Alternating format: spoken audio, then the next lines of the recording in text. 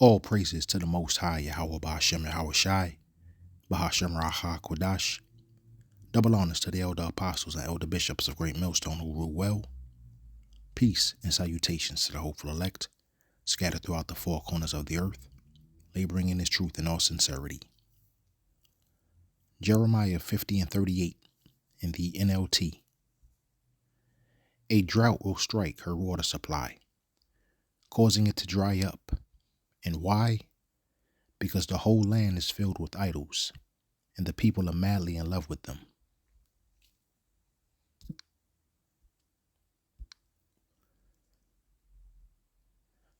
So this is an article that I came across on a website called endtimeheadlines.org, and it just came out a little bit earlier today, May 9th, 2026, titled, "We just experienced the driest first 3 months of a year in U.S. history." I want to read the entire article here. It was pretty interesting.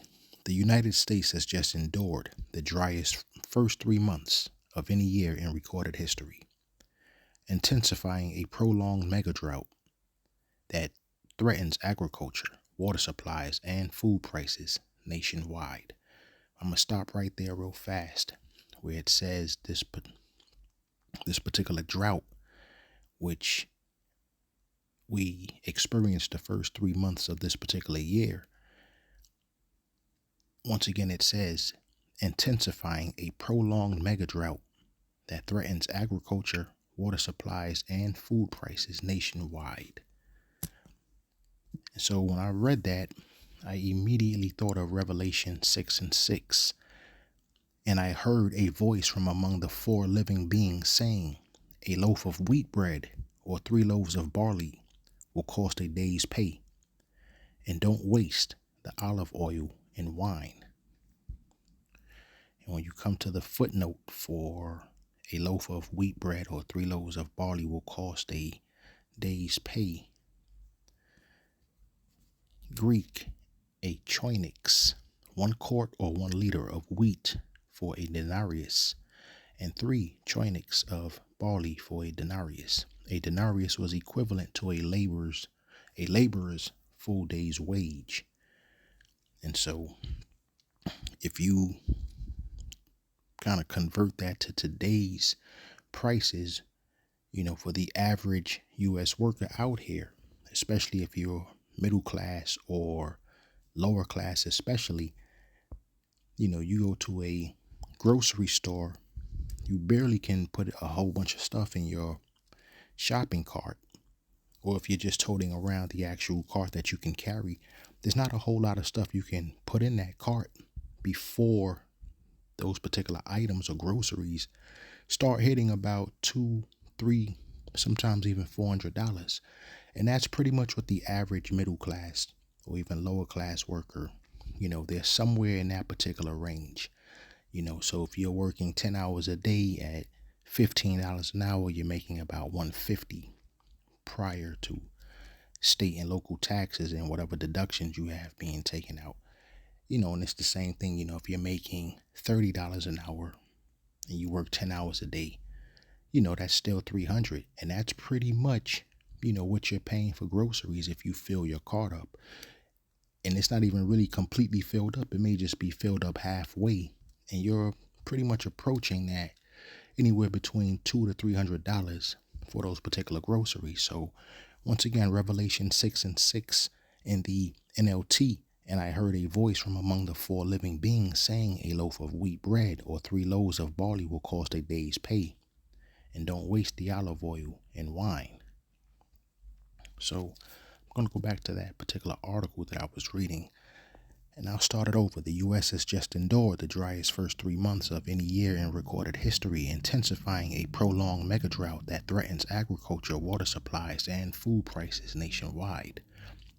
January through March delivered precipitation levels so low that they surpassed even the parched conditions of the 1930s Dust Bowl era, according to federal data spanning 131 years.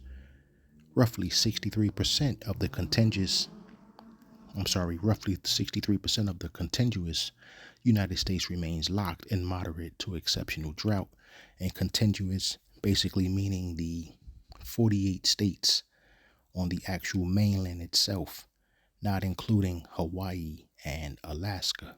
So that's what's meant by the contiguous U.S. So roughly 63% of the contiguous United States remains locked in moderate to exceptional drought, with reservoirs along the Colorado River system declining ahead of the critical snowmelt season. Scientists note that the Southwest region is experiencing its worst multi-year drought in the last 1,200 years. The impacts on farming have been immediate and severe. Winter wheat fields that should be vibrant are instead withering across the plains. Only 30% of the U.S. winter wheat crop is rated good or excellent, down sharply from 49% a year ago. In the southern plains, more than 81% of the area faces drought conditions, including nearly 20% in extreme or exceptional categories. The situation is especially grim in Oklahoma, where production of hard red winter wheat is projected to plummet to about 48.9 million bushels this year, less than half of the 101.1 million bushels harvested in 2025. Southwest Kansas farmer Gary Miller-Shasky described the dire lack of moisture on his land. For us to get a 30 bushel crop, you really have got to be optimistic and believe in prayer. That's a fact. His fields have received just a quarter inch of precipitation since last fall. Chicago wheat futures have surged nearly 30% since the start of 2026, reflecting tight supplies amid the domestic crisis and global pressures. And that's basic rules of supply and demand right there. That's in effect. The U.S. cattle herd, already at its smallest size since 1951, faces further strain as ranchers sell off animals they cannot sustain on parched pastures, keeping beef prices near record highs. Forecasters warn of a potential strong El Nino later this year that could bring even hotter and drier conditions to key growing regions, raising the specter of deeper losses ahead. The mega drought shows no signs of easing, placing American agriculture at a critical juncture.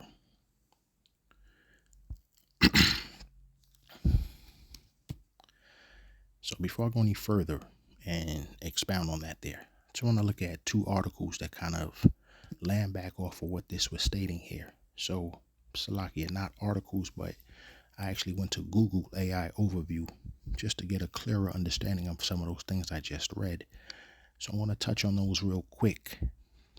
The first thing I came across on a Google search, I should say, was off of this website, NOAA.gov. This was a site, the National Oceanic and Atmospheric Administration. That is what NOAA.gov stands for, assessing the U.S. temperature and precipitation analysis in March 2026. Warmest March on record for the contiguous U.S. Key takeaways: warmest March, the contiguous U.S., or CON-US, or CON-US. Average temperature was 9.4 Fahrenheit above the 20th century average, making March 2026 the warmest March in the 132-year record. Prolonged warmth: the April 2025 to March 2026 period now stands as the warmest 12-month span ever recorded for the contiguous U.S. since 1895. Record daily heat, 1,432 counties, over half the CONUS area, and 1/3 of the population observed their single warmest March day on record 1950 to present. So I'm going to stop there, take a quick look at this map, and this is the maximum temperature monthly records from March 1st through March 31st of this year. And as you can see, the darker the images are in each one of these states, is showing you just how hot it was actually getting. And this was just from March 1st to March 31st of this year here. So you can see it's really hitting the Midwest, Midwestern states pretty heavy there, and that is where a lot of our agriculture is done here. So there are going to be food shortages, and this is part of the reason, in addition to the war that's going on in Iran, there are going to be severe food shortages. And, hence we are entering this famine here that the scriptures talk about. So this particular, this famine, I should say, things are starting to brew right now in Babylon. And this is the reason we're starting to see skyrocketing food prices. In addition to this war, like I just mentioned, the war in Iran and surging oil prices, these record temperatures that we're having in this particular country now that we're being hit with, especially not the temperatures itself, but the fact that we're not receiving as much rain or precipitation that we would normally receive around this time of the year. And so this is what's all leading to the rising food prices that we are experiencing now. And this, as I mentioned that earlier, and it's not even, and that's what's bad, we're going through these particular rising food prices, and it's not even real food here.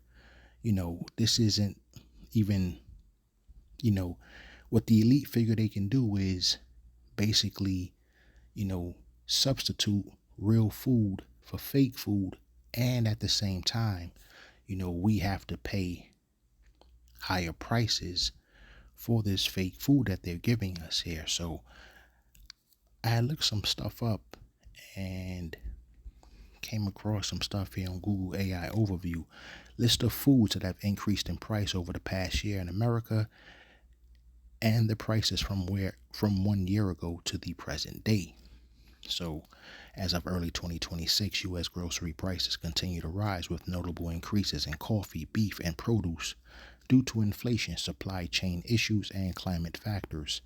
Key staples showing significant year-over-year increases include ground coffee up over 50%, lettuce is up 38%, and various beef cuts are driven by high demand and supply constraints. So we look at coffee for ground roast, it actually rose by 55% from $6.09 to $9.46 per pound.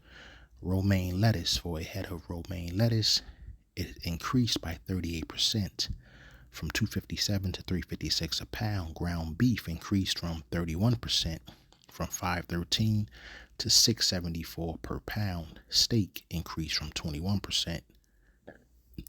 by 21% from $11.72 to $14.19 per pound. Orange juice rose by 15% from $4.21 to $4.86 per 16-ounce container. Other notable increases: non-alcoholic beverages 0.5.6%, and cereal bakery products 2.7%, plus 2.7%. So, just looking at those there, I would pretty much understand that is an average of, national prices, because where I'm located here in CT, ground beef and steak are way much more than $6.74 a pound, or $14.19 per pound. So this is average prices across the country, how they have rose. There are some places in this country, particularly in the Northeast and in California, where prices are much higher than what we're actually reading there in Google AI Overview.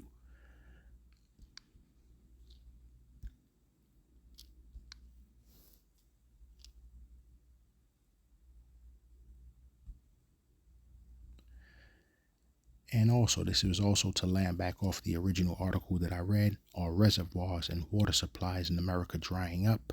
This is what I asked the Google AI Overview.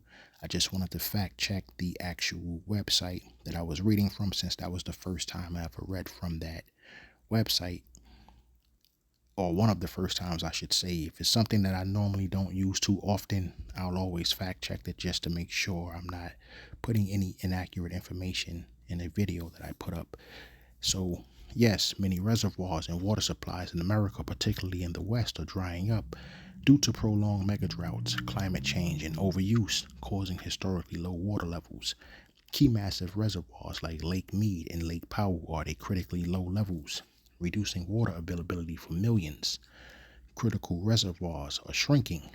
Lake Mead is only at roughly 32% capacity, while Lake Powell is also experiencing significant declines, around 23% full in 2026.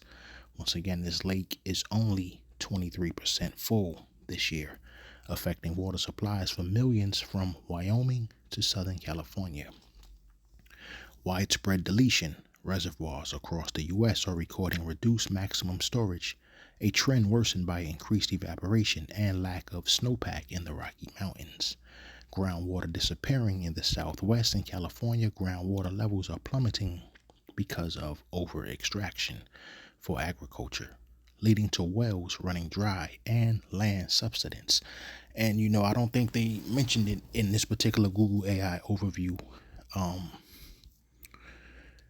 summary that I'm reading here, but also these particular data centers are using an extraordinary amount of water, to keep things cool and to keep those new data centers that are popping up all over the country running. And that is another reason why, in addition to the drought, in addition to record low rains that the country has been receiving the first 3 months of this year, the water that is there, they're being used at these data centers now. So let's look at the next one here. Impacts. Groundwater disappearing. I may have read this already. In the Southwest and California, groundwater levels are plummeting because of over extraction for agriculture, leading to wells running dry and land subsidence.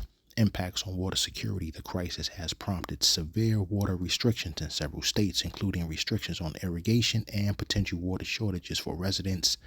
Ongoing mega drought. The American West is experiencing its driest 22-year period in at least 1,200 years, characterized by intense heat waves that reduce snowpack and accelerate water losses.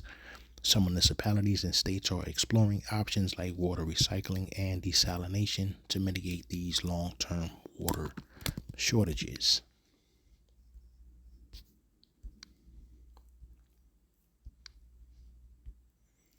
And desalination is the process of removing salts and minerals from seawater or brackish water to produce fresh, drinkable water or water for irrigation.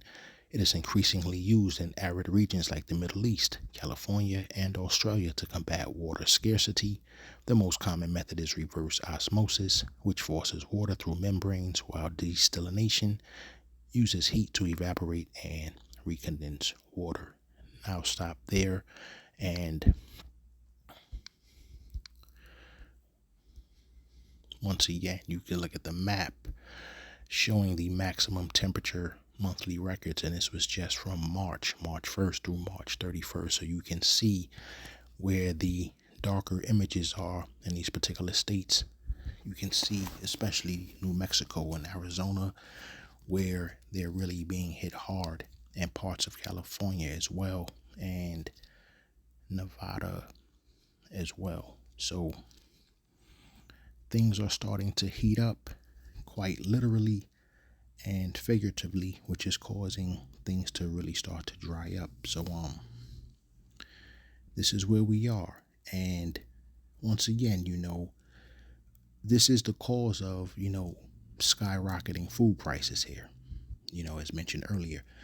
And, once again, it's not even real food that they're charging us, these extra high prices.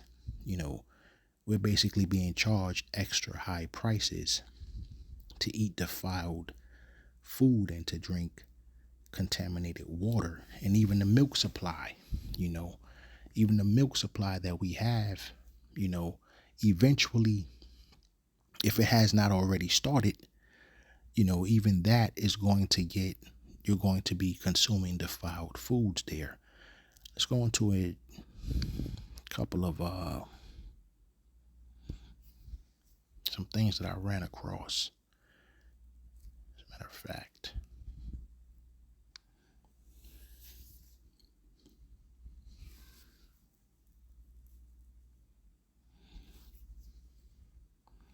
And this is gonna like really turn your stomach here. So here we have 3 times more.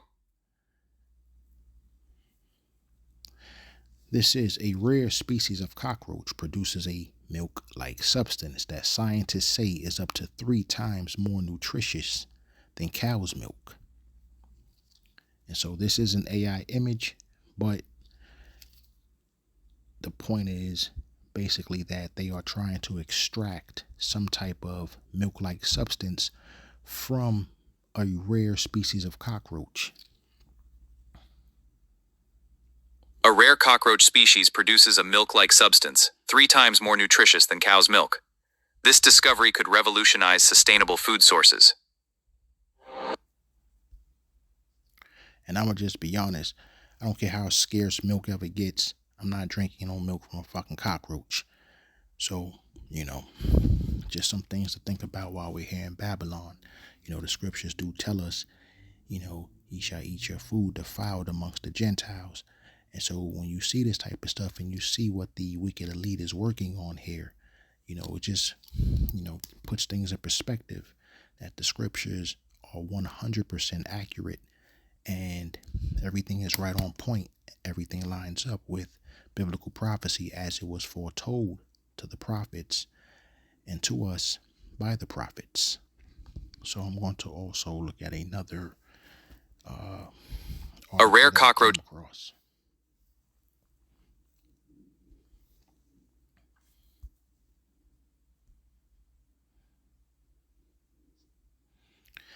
The individual here puts, how did the world get so boneheaded that there is even market for this nonsense? Introducing bug dairy from black soldier fly larva. In protein. Into milk is a dairy alternative that we make from black soldier fly larvae. We take the insects and we process it into a dairy alternative. It forms a rich and creamy liquid which looks and acts just like dairy. Entomilk is very rich in protein, fat, calcium, iron, and zinc, which is really good for you. And it's got a very creamy mouthfeel. The world needs alternatives to survive. Insects are vital for the future of food because they require very little land. They don't damage the environment like livestock. They don't produce greenhouse gases. And they meet the demand for ice cream. The world is going to struggle to produce enough food for the growing population, and I find insects a very viable option. Can you believe it's made from insects? Hi, I'm Leah Bessa. I live in Cape Town, and I make dairy alternatives from insects. They didn't even have the audacity to let those Jake girls know that they were about to eat some damn fly dairy products. So you see these Jake women here, this Edomite woman walks right up to them, hands them all some food. And see, this is why when you were younger, your mom or your aunties or your father, someone probably told you, hey man, don't never take anything from strangers, don't never eat anything from strangers. She walks right up to these damn 4 Jake women, basically offers them some type of damn dairy product coming from some damn fly larva. They sitting there eating it, shaking their heads up and down like, yeah, this is pretty good. And then she says to them, can you believe it's made from insects? And they all had this look of disgust on their face, or this look of, you can just look at the look on her face right there. She just looked like she up to no good. So, look at the red hair bonnet, or the hair net, I should say, she has on her head right there. That should have been, a red flag, because, normally red is a, sign of danger approaching, so, if they would have been thinking about that, and they're sitting right in front of a damn laboratory that says food science and technology. So, they probably got these Jake women, to sit there and agree to do this. They probably paid them a small fee, something like, whatever country they're in. I believe this is South Africa. They probably went out there and paid them, whatever the equivalent of like $15 or $20 for them to do this, only to be told that it's from insects. So let's look at that one more time. And that meet the demand for ice cream. The world is going to struggle to produce enough food for the growing population, and I find insects a very viable option. Can you believe it's made from insects? Hi, I'm Leah Bessa. I live in Cape Town, and I make dairy alternatives from insects. You see, they call it dairy alternatives from insects, and that's what stuff that they do. This is Esau Edom for you, so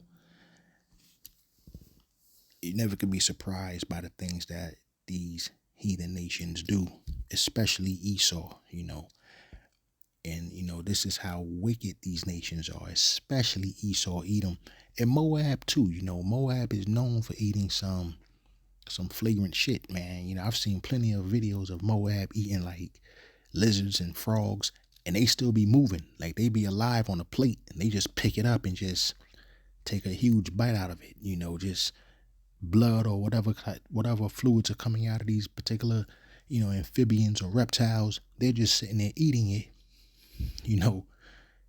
lizard straight kicking. You see the lizard's tail all wiggling in their mouth and stuff, man. And it's like, Moab is just ridiculously nasty. And this is what these nations do, these particular nations, they basically, they do this stuff, and then they somehow get Jake to follow in their wickedness, which is what the scriptures tell us not to do. Do not follow after these heathen nations. But and that's what makes it so bad. These two nations in particular, Babylon and Moab in particular, Esau, Edom, and Moab, they're leading the way in this MOTB technology. And basically they want you to receive their mark. So so you can basically buy some milk that comes from some rare breed of cockroach. What kind of, what is that? They want you to receive their mark so you could be sitting there eating some dairy alternative from insects. So it's just wickedness. It's just more and more of these heathen nations' wickedness, and they try to lure Jake into following after them. And a lot of Jake are going to be destroyed because of that, So I'm going to show one more video here that I came across as well. These heathen nations, they, like I said, they want to implement their mark of the beast only so you can go into these stores and buy this. These are abominable things right here. So it's, this just shows you how wicked these nations are. They don't even have the decency to, okay, we're going to give you the mark of the beast, but then we're going to still give you real food. You're going to take the mark of the beast, and you're going to eat the most flagrantly foulest, most abominable shit out there possible. And that's what they do. This is, these particular nations, this is why they are going to go into captivity. The Most High is going to judge them, and they are going to go straight into captivity when all is said and done. So here's another thing that I came across here off of an account called HealthBot. This isn't food anymore. It's a chemical science experiment. Look closely at this label. There is not a single actual blueberry in these Costco bagels. They are simulated blueberries. What does that actually mean? You are paying to feed your kids lab-created pellets made of corn syrup, cottonseed oil, and petroleum dyes, red 40 and blue 2. In Europe, this exact chemical profile requires a literal cancer warning label.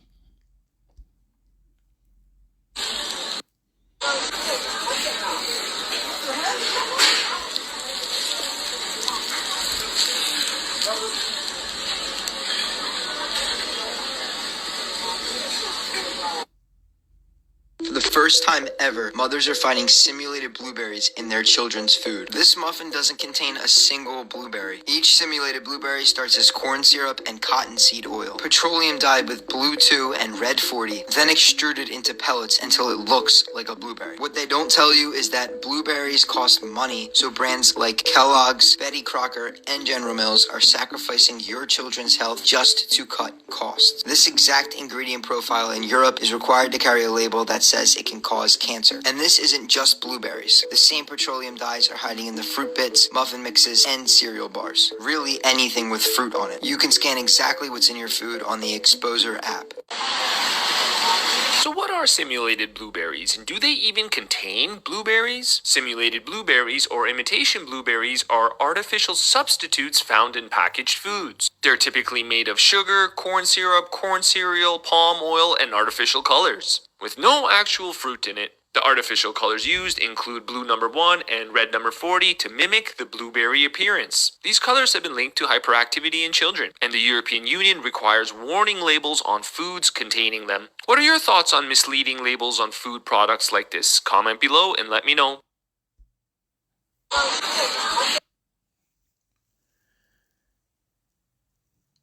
All the more reason why and all the more proof why we got to get the fuck up out of this place. You know, this place has got to go. It's got to go, and with the quickness. Let's go into 2 Peter chapter 3 real fast here.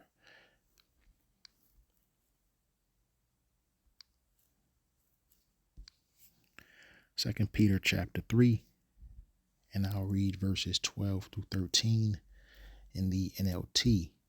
Looking forward to the day of Yahweh Ba'ashem Yahweh Shai, and hurrying it along. On that day he will set the heavens on fire, and the elements will melt away in the flames. But we are looking forward to new heavens and earth. Salakia, but we are looking forward to the new heavens and new earth. He has promised a world filled with Yahweh's righteousness. And like I was stating, you know, we got to get up out of here. And this is exactly what we're looking forward to. You know, looking for and hastening unto the coming of the day of Yahweh Ba'ashem Yahweh Shai, you know, where this place is going to be destroyed, you know, where we get to inherit the kingdom, a more righteous kingdom, you know. So, you know, we get through this here, you know, and this is rough, you know, you got to basically, you know, you got to really think twice about what you're about to consume, you know, what you're about to put in your bodies here, you know. And it's always been like this in Babylon, but it's been, you know, taken up a few notches now that we are at the end. You know, the wicked elite are really trying to, you know, reduce this population. Their goal is to reduce the population to about 500 million. Those 500 million they feel will be much easier to control and to enslave. And this is why, you know, this place has to go. And like the scriptures say, you know, on that day he will set the heavens on fire, and the elements will melt away in the flames, you know. And that is that nuclear destruction that we are anticipating is going to come to this particular country here, you know, as prophesied by the scriptures. Let's look at 2 Esdras. And I'm going to read verses 2 Esdras chapter 15. 2 Esdras chapter 15, and I'll read verses 6 through 12. For wickedness hath exceedingly polluted the whole earth, and their hurtful works are fulfilled. Therefore saith Yahweh Ba'ashem Yahweh Shai, I will hold my tongue no more as touching their wickedness, which they profanely commit, neither will I suffer them in those things, in which they wickedly exercise themselves. Behold, the innocent and righteous blood crieth unto me, and the souls of the just complain continually. And therefore, saith Yahweh Ba'ashem Yahweh Shai, I will surely avenge them, and receive unto me all the innocent blood from among them. Behold, my people is led as a flock to the slaughter. I will not suffer them now to dwell in the land of Egypt. So once again, the Most High Yahweh Ba'ashem Yahweh Shai is going to deliver his chosen people, starting with his elect, out of this particular land known as Mystery Babylon or spiritual Sodom in Egypt. I'll read that again. behold my people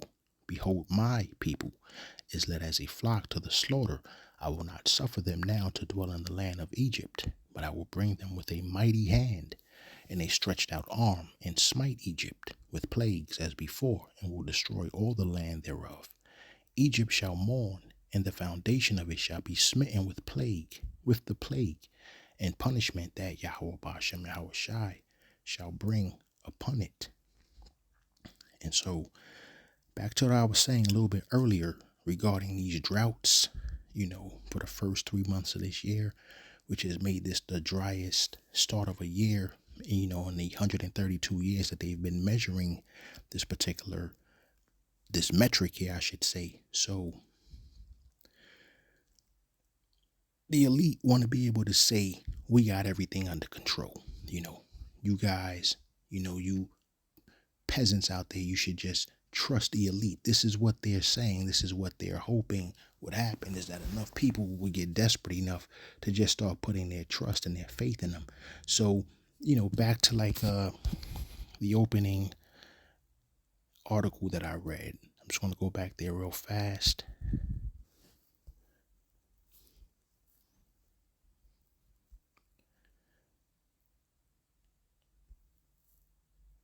This opening article, if you remember when I read the second to last paragraph,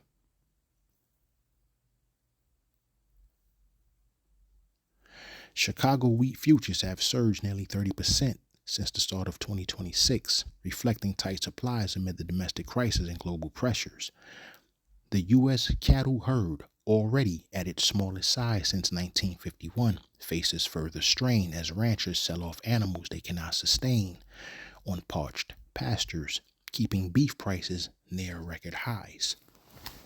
And that also pertains to milk. If the U.S. cattle herd already is at its smallest size since 1951, this is why they are trying to create these new dairy or milk products from, rare species of cockroaches and flies. They figure, and it's not that the cattle herd is at its smallest size. It's the fact that the elite are hoarding those particular cows. They want all the good stuff for them.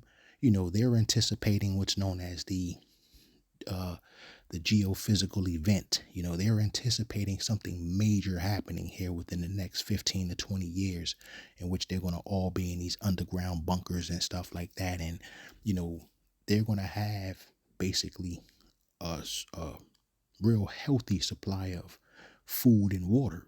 They're hoarding that stuff while they're making all of this other stuff for human consumption in the meantime, in between time, up until that particular geopolitical event happens.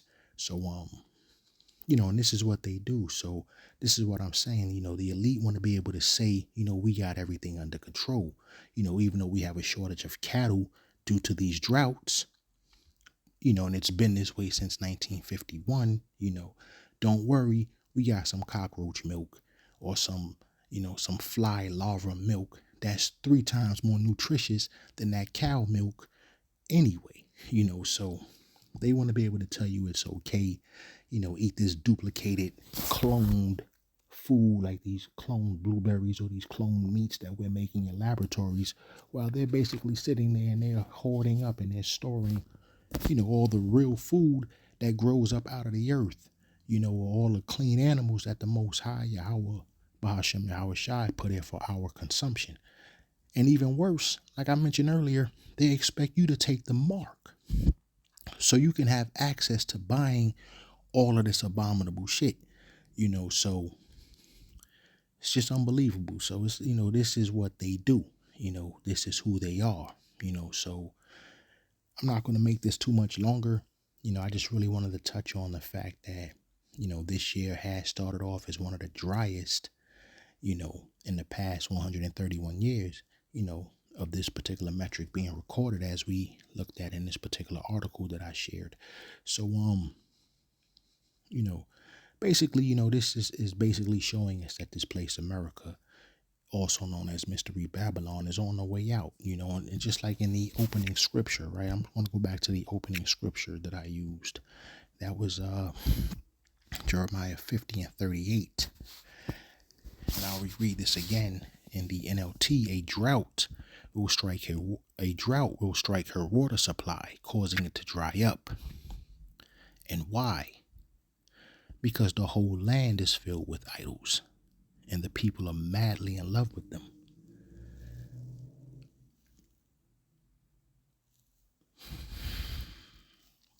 You know, they just had some type of Met Gala ceremony or something like that, and you see like Beyonce. You know, Beyonce is literally wearing like some type of skull dress. You know, it's like the most wicked shit. You know, see if I can find that real quick. You know, and it's like the scripture says, man, this land is filled with idols, and people are in love with them. You know, let me see if I can find that real fast here.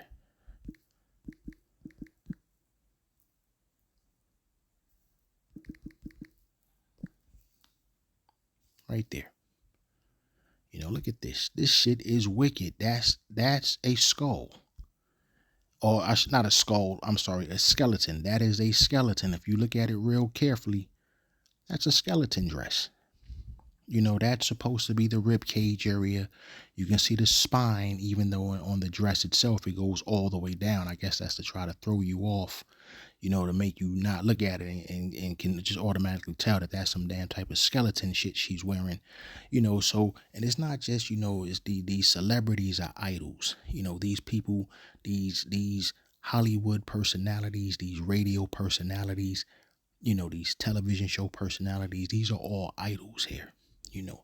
And it's the same thing, you know, particularly, you know, Babylon is bringing in all of these nations, you know, and you're starting to see more and more of these, you know, wherever, you know, Ishmael goes to worship, you know, those are altars, you know, those are places of worship that they go for their gods, you know, their pagan idols, their pagan gods and stuff, you know, whether it's Ishmael, whether it's Elam, you know, Moab, you know, this is Babylon. And this is precisely what the scripture says here, you know. A drought will strike her water supply, causing it to dry up. And why? Because the whole land is filled with idols, and the people are madly in love with them. So even if, you know, even if you have some Edomites or even some Jake, maybe like, hey, we're not going to those Ishmael, you know, worshiping those places of worship where Ishmael goes or where Elam goes or, you know, where Moab goes now that they're starting to build that stuff all over this place, you know. Even if you don't go there, you know, when you turn on that television and you start, you know, celebrating this type of stuff right here, when you celebrating this, you know, you already engaging in that stuff. And this is exactly what the scriptures say.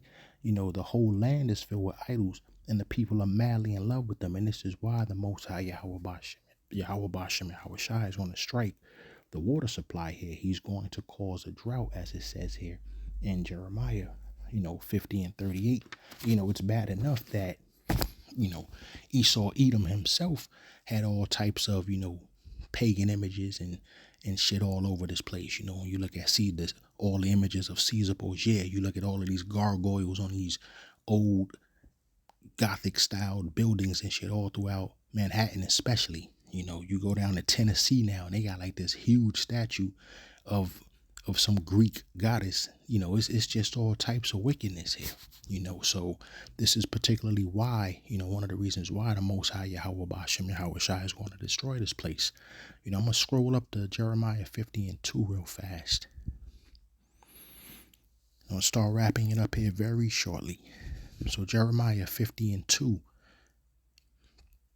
and I'll read this again in the NLT. This is what Yahweh Shai's Salakia, this is what Yahweh Shai says. Tell the whole world and keep nothing back. Raise a signal flag to tell everyone that Babylon will fall. Her images and idols will be shattered. Her gods, Baal and Marduk, will be utterly disgraced. And I'm going to follow that up. And I'm going to end it with Psalms chapter 37. I'm going to read verses 16 through 20. It is better to be godly and have little than to be evil and rich, for the strength of the wicked will be shattered. But Yahweh Ba'ashem Yahweh Shai takes care of the godly. Day by day, Yahweh Ba'ashem Yahweh Shai takes care of the innocent, and they will receive an inheritance that lasts forever. They will not be disgraced in hard times, even in famine. They will have more than enough. But the wicked will die. Yahweh Ba'ashem Yahweh Shai's enemies are like flowers in a field. They will disappear like smoke. I pray this has been edifying and reaches the ears it's supposed to reach. Shalom.